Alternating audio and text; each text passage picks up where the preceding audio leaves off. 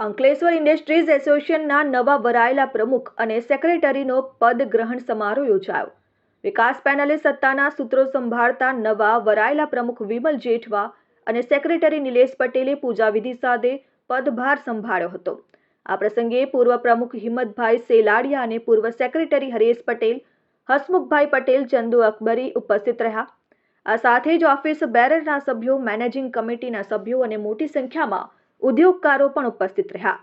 પ્રમુખ વિમલ જેઠવાએ તેમની ટીમ પર વિશ્વાસ મૂકવા બદલ સૌ ઉદ્યોગકારોનો આભાર વ્યક્ત કર્યો.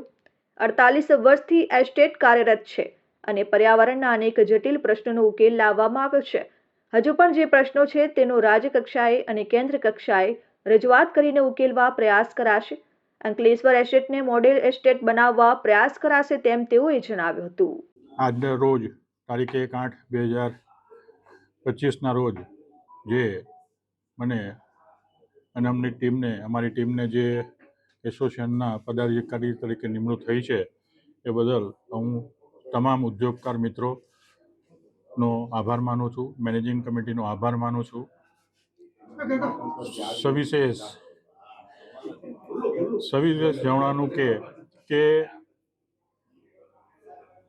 અંકલેશ્વર ઇન્ડસ્ટ્રીયલ એસ્ટેટ લગભગ 48 વર્ષથી કાર્યરત છે.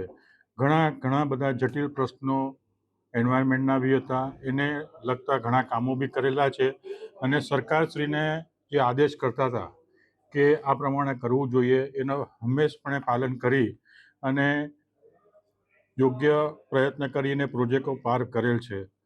આશા રાખીએ કે આવનાર દિવસોમાં આપણે સૌ સાથે મળી અને જે એન્વાયરમેન્ટનો ઇસ્યુ છે એને હલ કરીએ. સાથે સાથે એન્વાયરમેન્ટની જગ્યાએ ઇન્ડસ્ટ્રીઝને બી જે અમુક પ્રશ્નો નડે છે. Dharmesh Patel, RN news, Ankleshwar.